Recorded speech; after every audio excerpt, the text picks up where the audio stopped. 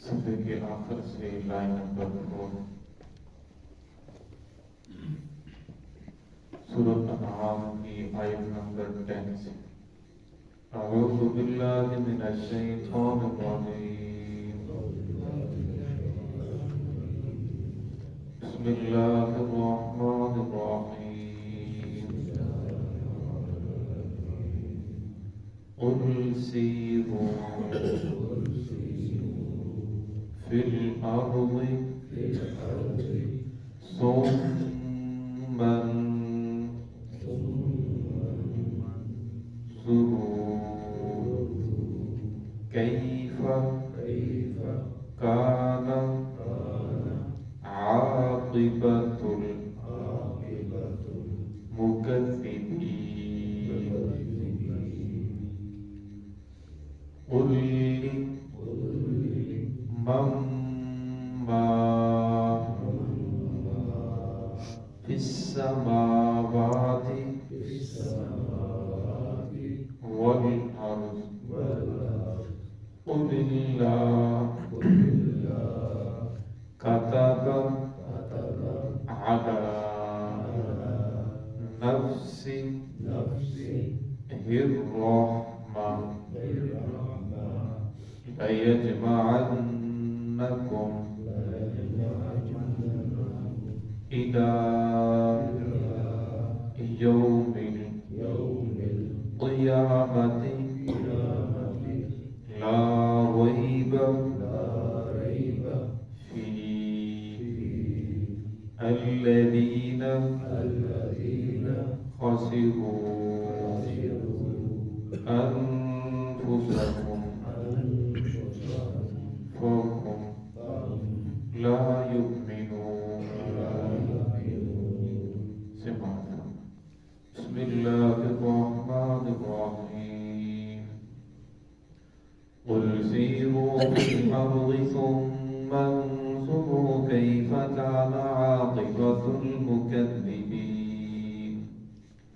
قل لمن ما في السماوات والأرض قل الله كتب على نفسه الرحمة ليجمعنكم إلى يوم القيامة لا ريب فيه الذين خسروا أنفسهم فهم لا يؤمنون قل سیروا فی الارض کہہ دیجئے کہ چلو پھرو فی الارض زمین میں ثم انظروا پھر دیکھو کیف کان عاقبۃ المکذبین کیسا ہوا انجام جھٹلانے والوں کا قل لمن ما فی السماوات والارض کہہ دیجئے کس کے لیے ہے وہ جو کچھ آسمانوں میں ہے والارض اور جو کچھ زمینوں میں ہے قل اللہ کہہ دیجئے وہ اللہ رب العزت کے لیے ہی ہے سب کا خالق مالک اللہ ہے کتب علی نفسہ الرحمہ لکھ دیا ہے اللہ رب العزت نے اپنے نفس کے لیے رحمت کو لیجمعنکم الی یوم القیامہ البتہ اللہ رب العزت تم تمام کے تمام کو جمع کریں گے قیامت والے دن لا ریب فیہ جس کے اندر کوئی شک نہیں ہے الذین خسروا انفسهم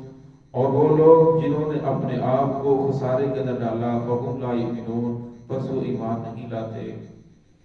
گزشتہ آیات کے اندر اللہ رب العزت نے ایمان والوں کو فرمایا کہ ہم نے پہلے لوگوں کو وہ طاقت دی تھی وہ قدرت دی تھی کہ تمہیں وہ قدرت نہیں دی گئی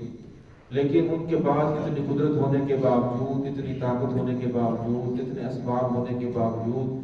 جب انہوں نے اللہ رب العزت کی نافرمانی کی تو اللہ رب العزت کا عذاب آیا تو اللہ کے عذاب کی پکڑ سے وہ لوگ بچ نہیں سکے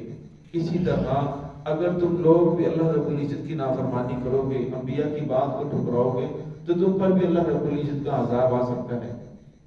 فرمایا ایک کتاب اللہ رب العزت نے قرآن پاک نازل فرمائی ہے فرمایا زمین بھی ایک کتاب ہے چلو پھر وہ دیکھو جو گزشتہ قومیں تھیں جب انہوں نے نافرمانی کی تو ان کا انجام کیسے ہوا فرمایا جب تم دیکھو گے تو تمہیں سمجھ آ جائے گی کہ جس طرح یہاں لوگ ایسے لوگ آئے جن کے بڑے بڑے دعوے تھے فرمایا وہ دنیا سے چلے گئے جب انہوں نے اللہ کی ذات کے ساتھ ٹکر لی تو اللہ نے دنیا کے اندر ہی پانچ کر کے رکھ دیا اور میں اس طرح تم بھی قل سیروا فی الارض، کہہ دیجئے چلو پھرو زمین میں، کیوں؟ ثم انظروا، پھر دیکھو، کیف کان عاقبۃ المکذبین، کہ جھٹلانے والوں کا انجام کیا ہوا۔ فرمایا ان لوگوں نے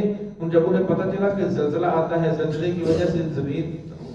جو بلڈنگیں ہیں وہ برباد ہو جاتی ہیں، گر جاتی ہیں، تو ان لوگوں نے پتھروں کے اندر تراش تراش کے گھر بنائے تاکہ ہمیں کوئی پریشانی نہ ہو، زلزلہ آئے تو ہمارے گھروں کو کوئی نقصان نہ پہنچے۔ تو اللہ رب العزت نے فرشتہ بھیجا جس نے چیخ ماری، جس کی وجہ سے تمام کے جگر پھٹ گئے۔ فرمایا اللہ رب العزت کے لیے کوئی مشکل نہیں ہے، اس لیے اللہ رب العزت بندوں کو بار بار سمجھاتے ہیں، قل لمن ما فی السماوات والارض، فرمایا ان سے پوچھئے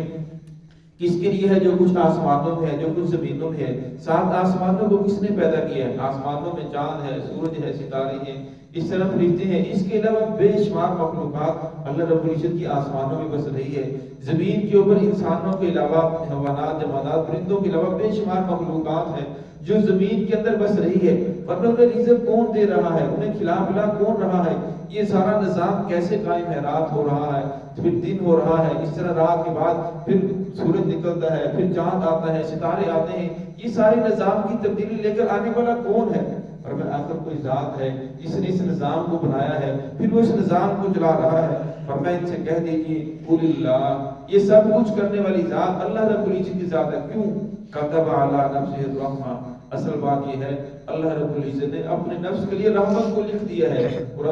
بخاری شریف کی روایت ہے، فرمایا اللہ رب العزت کے عرش کے ایک کنارے پر لکھا ہوا ہے ان رحمتی وسعت غضبی، کہ اللہ رب العزت کی جو رحمت ہے وہ اللہ رب العزت کے غضب سے آگے بڑھی ہوئی ہے، اللہ کے غضب سے زیادہ وسیع ہے، اللہ کے غصے سے آگے بڑھی ہوئی ہے، سبقت لکھ چکی ہے۔ فرمایا جس طرح انسان اللہ رب العزت کی نافرمانیاں کر رہی ہیں،